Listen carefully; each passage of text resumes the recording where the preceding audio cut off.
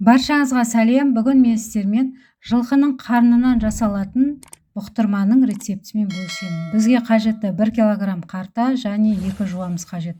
Жуамызды осылай турап, қартамызды ұсақтап турап аласыздар.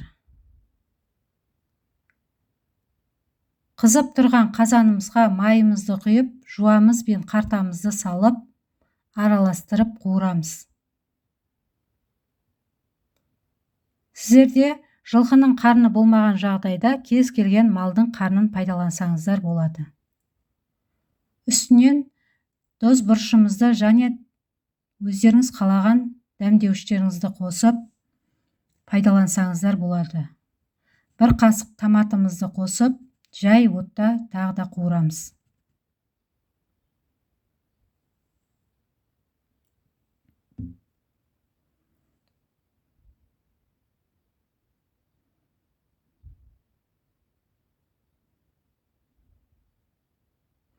Қуырылған қартамыздың үстіне бататындай етіп су құямыз.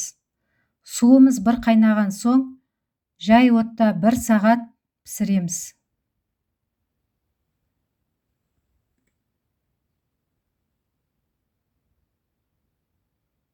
Енді алдын ала жуылған картоп пен сәбізімізді осылай ұсақтап турап аласыздар.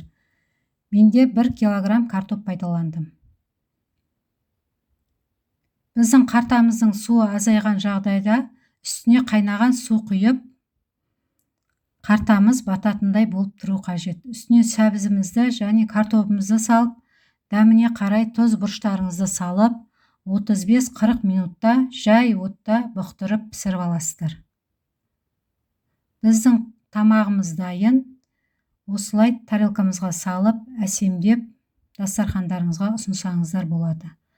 Тағы айта кететінім, қартаның иісі шықпас үшін 2-3 қайтара тұзды суға жуып, 1 сағат алдын ала қайнатып аласыздар. Қайнататын суларыңызға кептірілген укроп, чеснок, лавр жапырағын салып қайнатсаңыздар, қартаның иісі мүлде шықпайтын болады.